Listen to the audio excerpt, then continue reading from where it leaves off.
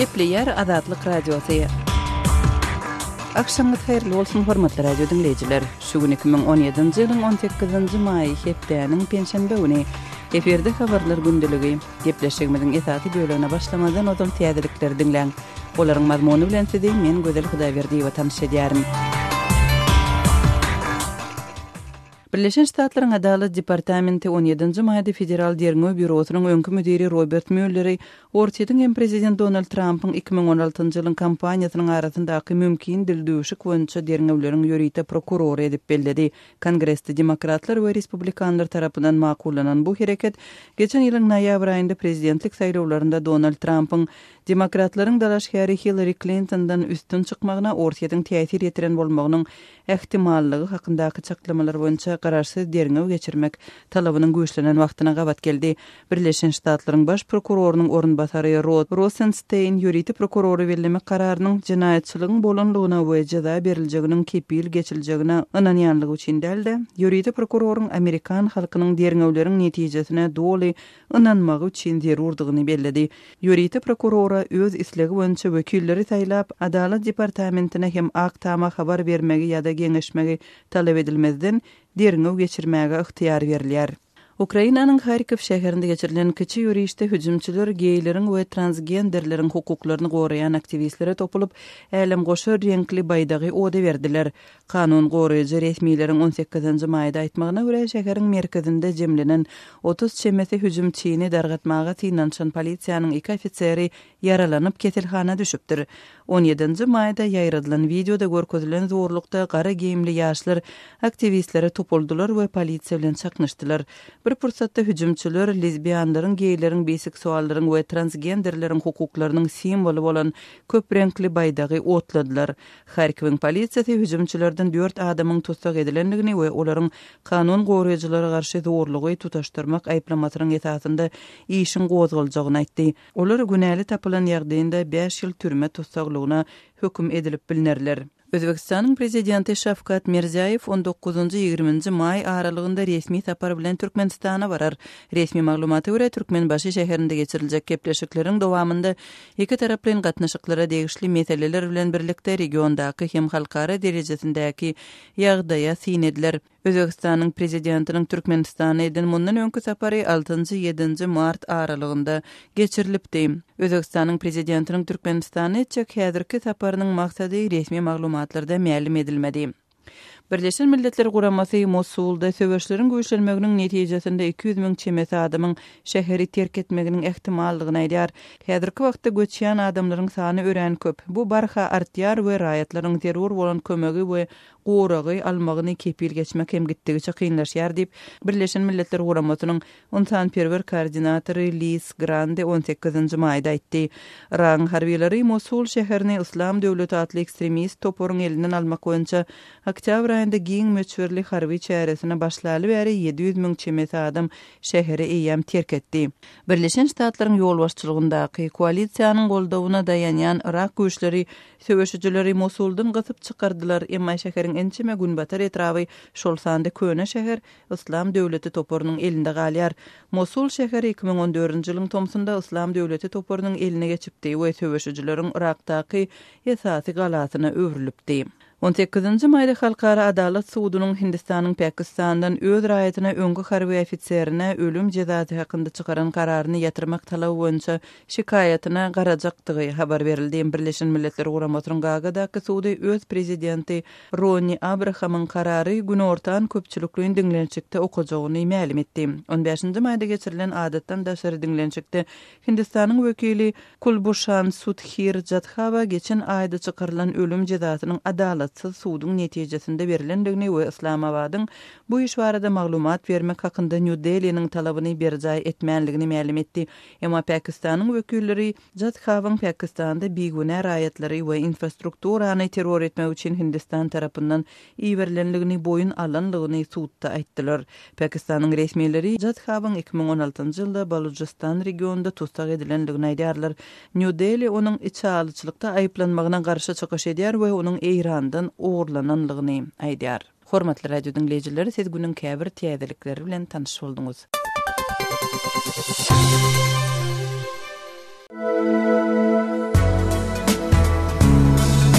Azatlygy isleýän wagtyňyz isleýän ýeriňizde dinlemek isleýäňizmi? Munuň üçin SoundCloud tilsiminde Azatlyk radiosyny tapyň we ýazylyň. Azatlygyň maglumatlaryny ilkinji bolup dinleň. Play Store'dan ýa-da iTunes'dan SoundCloud'un tilsimini indirmek ýatdan çykarmaň. Azatlygy SoundCloud tilsiminde Azatlyk radiosy ýazyp tap bilersiňiz.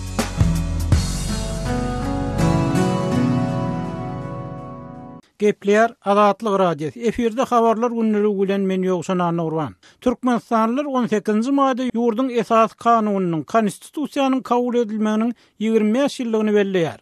Bugun Magtymul Pragynyň şygyryýat güni bilen bilelikde bayram edilýär. Türkmenistanyň prezidenti Gurbanuly Berdimuhammedowyň bu sene bilen bagly gutlagyny konstitusiýamyzyň kadalaryny halkara hukugynyň umumy ikrar edilen ýörelgeleri, halkymyzyň demokratik hukuk, dünýäwi döwlet gurmak barada gymmatly garaýşlar jemlenýär diýilýär. Aýdylşýar Türkmen konstitusiýasy raýatlaryň syýasy, ykdysady, medeni, söz we pikir, hereket we beýle azatlyklaryny kepillendirýär. Ýöne Türkmen rejiminiň tanqyçylary bu kanunyň adam hukuklaryna we azatlyklaryna degişli maddalarynyň bir toparynyň diňe kagyz ýüzünde galýanlygyny aýdýarlar.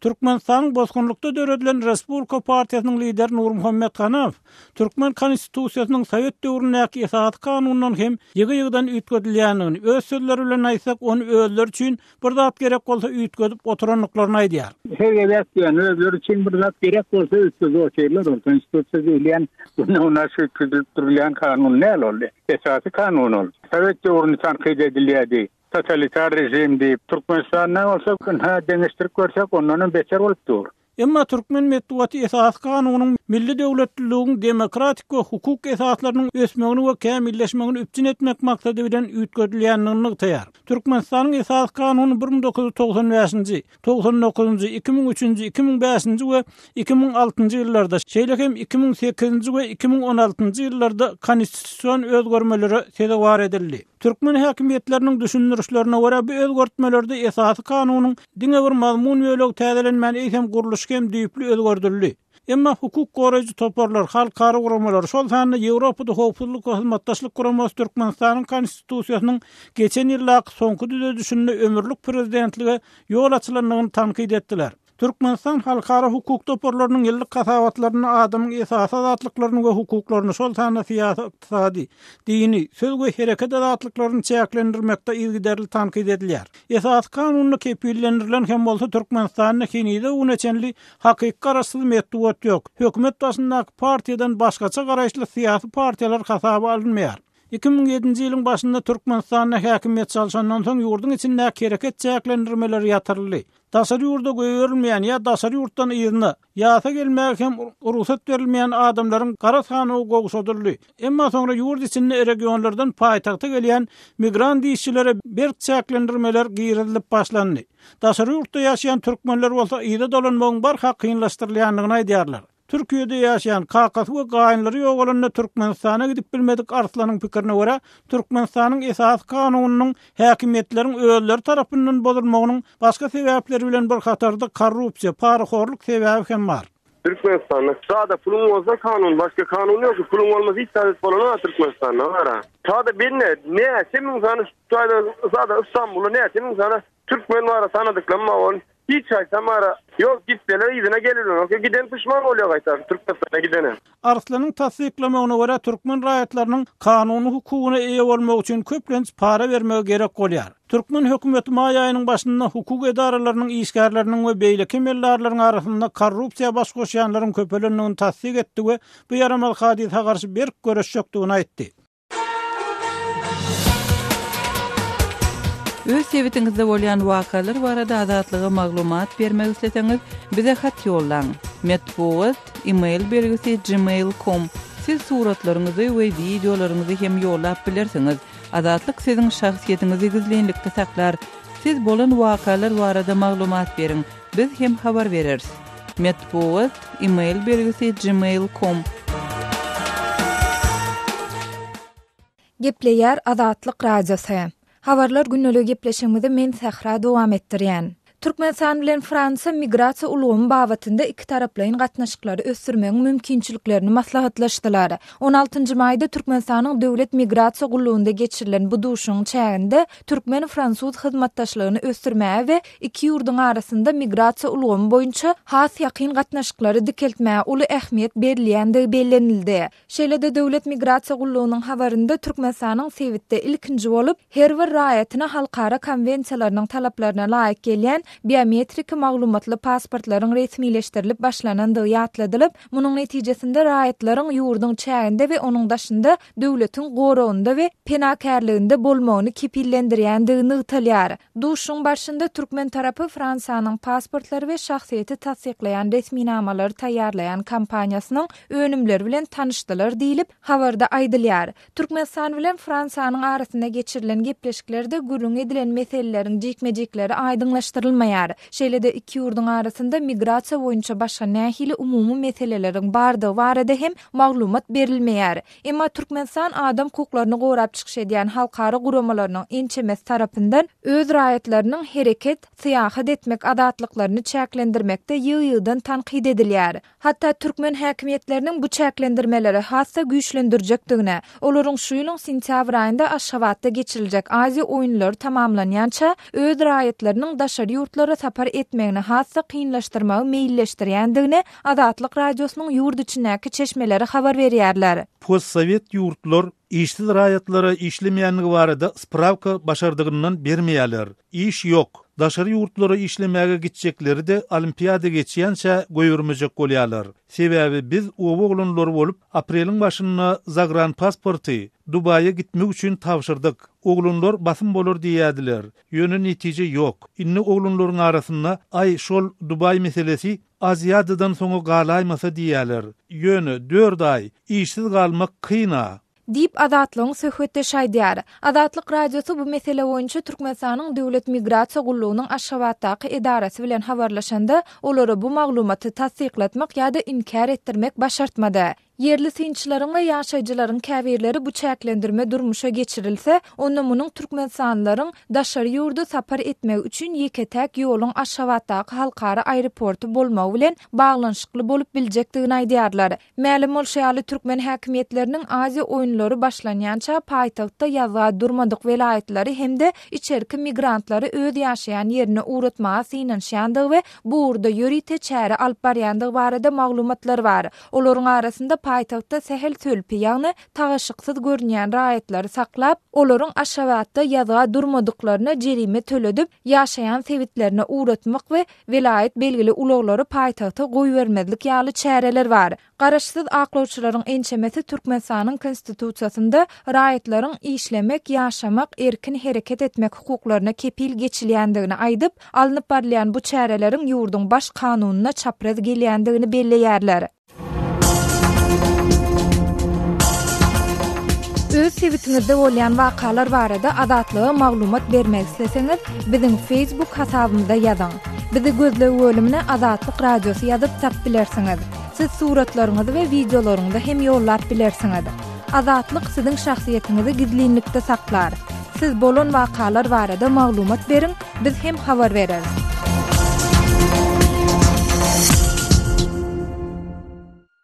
Gepleýär Adatlyk radiosu. Hormatly dinleyijiler, eferde siz bilen men Hudaýberdi Hally. Habarlar gündeligimizi dowam etdirýäris. Özbegistanyň prezidenti Şawkat Mirziýoýew 19-20 may aralygynda resmi sapar bilen Türkmenistana geler. Resmi maglumaty görä Türkmenbaş şäherine geçiriljek gepleşikleriň dowamyny iki taraplaryň gatnaşyklary degişli meseleler bilen birlikde regionnaky we halkara derejesindäki ýagdaýlary hem garalar.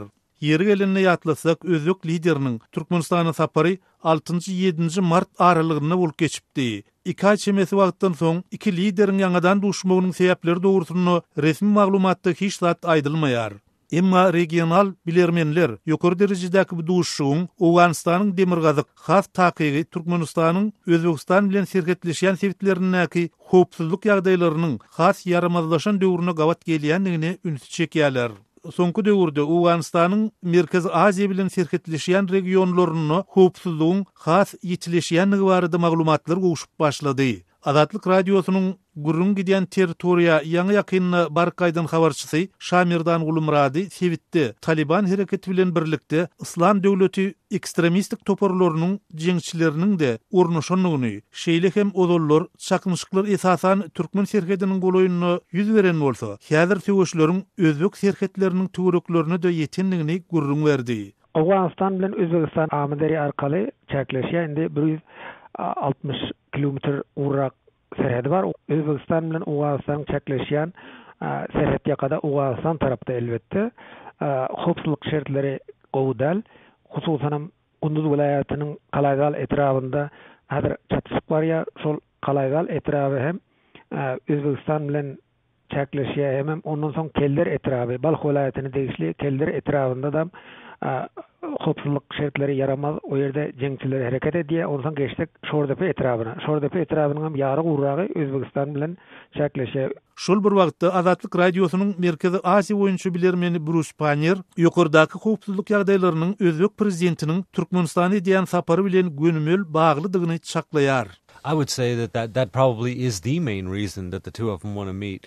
We know that they met not even 2 months ago. Meniň pikirimçe Awganistanyň demirgazyk sebitlerindäki ýagdaýlaryň ýarmazlaşmagy iki lideriň duşmagynyň asyl sebäbi bolup dur.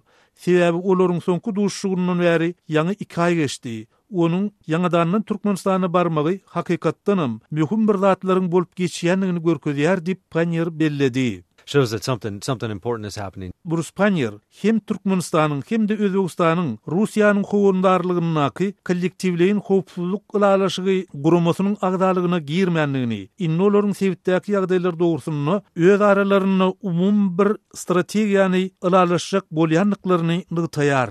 It's just to make sure that they have enough forces along the border to keep anyone from getting across. Olar serhetden bäri hiç kim geçmedi ýaly. Ol ýerde öz harby güýçleriniň sanyny arttyrsalar gerek. Bu urda Türkmenistanyň nähilidir bir himaýa edip biljekdigini çaklamaýaryn. Ýöne bilişimi ýaly. Özbegistanyň sebitde iň kuwatly armiýasy bar. Onuň serhet ýakasynda hem ençeme harby bazalary bar. Egerde howpsuzlyk ýagdaýy ýüze çyksa, Daşkendiň himaýaty gelip bilmegi dogrusyny ýalaşmaklary mümkin diýip Panier sözüni jemledi. Again, I mean, that would probably be Uzbekistan would help Turkmenistan out. I don't think Turkmenistan could do. Türkmen mediasy ýurdun günorta serhet arıçaklarynyňky howpsuzlyk ýagdaýlary dogrusyny hiç bir maglumat bermän gelýär.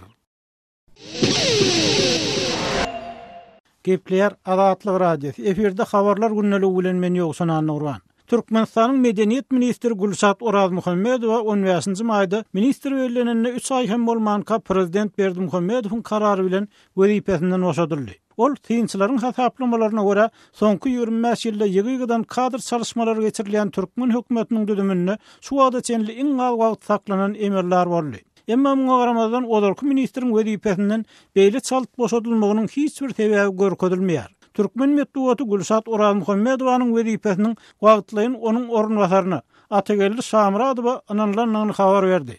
Orazmuhammedow medeniýet ministri wezipesine şu ýylyň 25-nji fevralyna, olarky medeniýet ministri Anagelli Garazaýew medeniýet we köpçüliklerin habar terişdeleri boýunça vice-premierligi geçirilenine bellenipdi. Ol bu wezipe Aşgabat şäheriniň bilim, medeniýet, saglyk saklaýyş we sport boýunça orunbasary wezipesinden geldi we ondan öň Türkmenistanyň Ilmler Akademiýasynyň Taryh institutunyň direktori, Teýdadnak Türkmen Döwlet Pedagogik institutunyň rektory bolup işledi. Orazmuhammedowyň wezipesinden boşadylmagy Türkmen hökümetiniň maý aýynyň başynda başlanan araşdyrmalaryň we kadr çalışmalarynyň ýa-ýanyna gawat geldi. Emma ýurdun olarky baş prokurory Amanmurat Galyýewiň we beýlekleriň korrupsiýa, paraxorluk yaramaz hadiseler sebäpli wezipeden aýrylanlygy açyk aýdyldy. Azatlygyň hökümete ýakyn çeşmesiniň habar bermegine görä, Hanmuradow biraz soň korrupsiýa aýplamalary esasynda uzak möhletli türme tutuklugyna höküm edildi.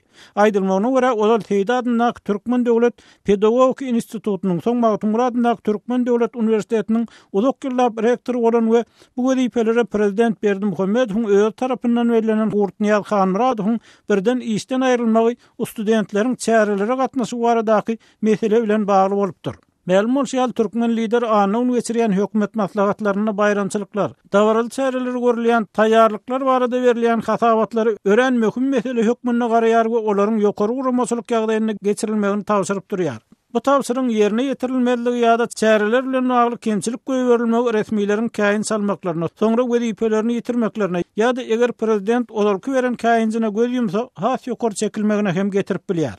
Aýdaly prezident Berdimuhammedow geçen ýylyň aýagyna wezipe borçlaryny göwnüja ýerine ýetirmän teleýaýlymlarda bayramçylyk konsertleriniň talaba laýyk görkezilmegini üpçün etmänligi üçin ministrler kabinetiniň başlygynyň ornatary Gülşat Mehmedowa, Medeniýet ministri Anygül Garajaýewa hemde teleradio gepleşikler we kinematografiýa barada döwlet komitetiniň başlygy Maksat Altaýewa käýinç eglan etdi. Resmi habara görä Muhammedowa ýurtda urulan medeniýet deskalarynyň köpüsiniň boş duranyny, ýurtda gazanlan üstünlikleriň ören yaramaz beýan edilmegi sebäpli wezipesinden boşadyldy. Muhammedowa sondan öň 2012-nji ýylda hem işde göýberen düýpli kemçilikler üçin wezipesinden çetleşdirilipdi. Sonra onuň ýerine bellänen Gülşat Mehmedowa bolsa vice-premier bolmagynyň öň prezidentiň ençeme käýinjinden soň işde göýberen kemçilikler üçin ýokary gözegçilik palatasynyň geçiren barlyklary netijesinde bilim ministriniň wezipesinden boşadylipdi. Azatlygy line ulgamynda Osmok 420 773 797 383 telefon belgisi arkaly tapyp bilersiňiz. Biziň bilen habarlaşyp maglumatlary, suratlary we videolary ugradyň. Şahsiýetiniz dogry gizlilikde saklanır. Osmok 420 773 797 383.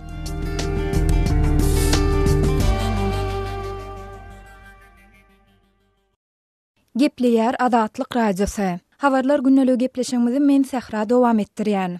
Moldowanyň Gagauziya awtonom çäkli düdüminiň vulkany etrawynyň Çeşmeköy owasynda Türkmenistanyň gurup beren çağlar bagynyň açylyş dawarasy boldy. Türkmen mediasynyň 17-nji maýda beren maglumatynda dostluk atly bu çağlar bagynyň prezident Gurbanly Berdimuhammedowyň inisiatiwasy bilen dogonlyk halka sowut hökmünde gurulandygy aýdylýar. Mektebeçenli çağlar idarasynyň açylyş dawarasyna Moldowa Respublikasynyň prezidenti Igor Dadon, Türkmen daşary işler ministri Raşid Meredow, Gagauziya awtonom çäkli düzümüň baş tutany Irina Vlach gatnaşdy diýilip habarda bellenilýär. Aýdylmagyna görä eýleýän meýdany 2954 metre deň bolan çağlar bagy 8 topar üçin 160 çağa niýetlenip, bu ýerde el işleri informatika, lingwistika, gimnastika şeýle hem aýdymsaz otogy ýüzülýän howuz bar diýilip habarda nygtalýar. Soňky ýyllarda Türkmenistan dogonlyk halka sowut hökmünde goňşy ýurtlaryň käbirine şeýle-de käbir beýleki döwletlerde mektepleri, çağlar baglaryny we saglyk öýlerini gurýar. Emma şol bir wagtyň ödünde de käbir türkmensanlar we yerli synçylar ýurtda ençeme owanyň mektepsiz, çağlar bagsyz ýa-da saglyk öýsiz kösenýändigine, käbirlerinde bolsa awatlaýyş işleriniň innitas 30 ýyl bäri geçirilmeýändigine aýdýarlar. Azatlyk radiosu bilen söhbetdeş bolan Lewap vilayatynyň Halaj etrawynyň Misir owasyndan özüne haly gödel diýip tanıştyran käreneçi denan öz owlarynda çağlar bagynyň ýoklugy sebäpli çağaly eneleriň dürli kynçylyklary bilen ýüzeye dolýandygyny gurrun berdi. Owamyzda çağalar bagy ýok. Öz başda goýup aýdýarlar. Uluraklary kiçiräklerine teredýärler ýa-da gaýynlaryna, goňşularyna tapşyryp aýdýarlar. Käbirini görýän ýanynda çağalaryň ýanynda gidýärler. Meýdana 3-4 ýaşyndaky çağalaram ýanlaryny alyp gidýärler. Bolmasa işe gidip bilen oklar. Şu biziň çağalarymyzdan, owamyzyň çağalaram şoň ýaly täze tipli çağalar bagynda terbiýelenteler, olar dünýä garaýşy oňat boljak, hem çağalarymyz köpçüligi öwrenşek,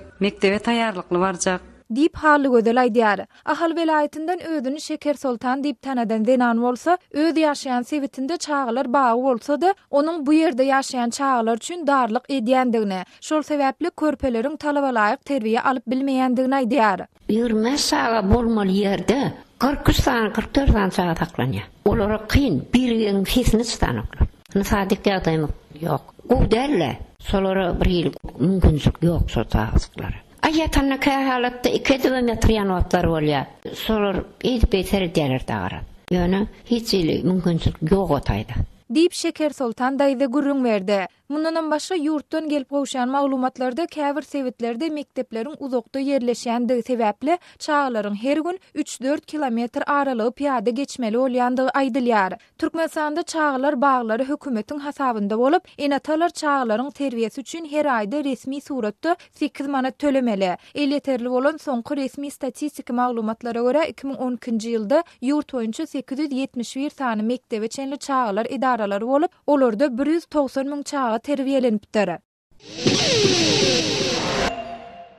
Gepleyer Azatlyk Radiosu. Habarlar günneligi gepleşigimizi Azatlyk Radiosynyň Türkiýedäki habarçysy men Döwlet Bayhan dowam etdirýän. 19-njy maýda Eýranda prezidentlik saýlawlary bilen bir hatarda yerli häkimetleriň, ýagny owa hem şäher geňeşleriniň wekilleriniň saýlawy geçirilýär. Eýrandaky türkmen sähra türkmenleri owa hem şäher geňeşleriniň wekilleriniň saýlawlaryna ýene agdy berlikde türkmen dalaşgärleriň gollanyp ýeňiş gazanjakdygyny aýdýarlar. Eýran prezidentlik saýlawyna dalaşgär bolan häzirki prezidentiň baş kömekçisi bolup işleýän reformaçy İskak Cihangiri Hasan Ruhanynyň bähwidine dalaşgärlikden çekilýänini aýan edipdi. Onuň ýanyndan saýlawlara sanly joňuň alanyny hem güýçli dalaşgärleriň biri hasaplanýan Tehranyň şäher häkimi Muhammed Bakır Galibas konserwatiwleriň esasy dalaşgäri owalky baştülçü İbrahim Reisini gollap dalaşgärlikden çekilýänini bildirdi. Şeýlelikde 2 agdanyň çekilmegi bilen 4 agdanyň gatnaşjak prezidentlik saýlawynyň Ruhany bilen Reisiniň arasynda geçmegine garaşylýar.